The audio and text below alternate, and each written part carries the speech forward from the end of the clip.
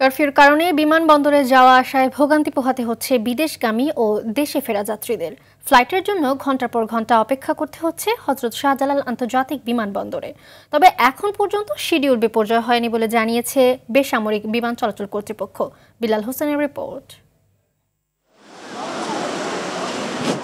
Curfew চলাচলে বিদেশগামী যাত্রীদের যথাসময়ে হজরত শাহজালাল আন্তর্জাতিক বিমানবন্দরে পৌঁছাতে ভোগান্তি পোহাতে হচ্ছে।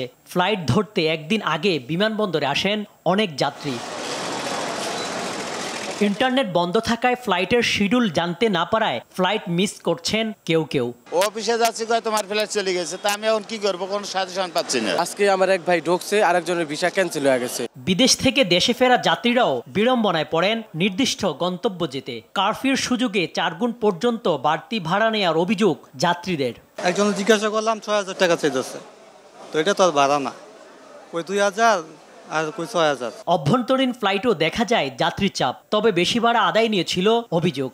যাইতে পারতেছি না, আজকে প্রায় 10 দিন, আমাদের হাতে তো নগদ টাকাও নেই, অনেক কষ্ট করে এখন আমরা সিলেটে যাইতেছি। দাম গতকাল নাকি বেশি ছিল, আজকে 6,000 টাকা।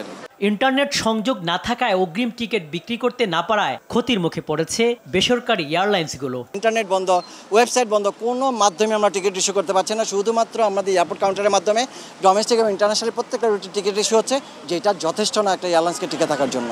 বেসামরিক বিমান চলাচল কর্তৃপক্ষ বলছে শাহজালাল বিমানবন্দর থেকে সব ফ্লাইট যথাসময়ে ছেড়ে যাচ্ছে। আমাদের পুরো 10টা এয়ারপোর্ট সব ফাংশনাল, সকল ফ্লাইট যথাসময়ে ছাড়তেছে। ফ্লাইট ডেটা রেকর্ডারের সমস্যার কারণে বাতিল হওয়া ফ্লাইটের টিকিট দেওয়া হচ্ছে বলে জানান তিনি। বিলাল হোসেন, RTV, ঢাকা।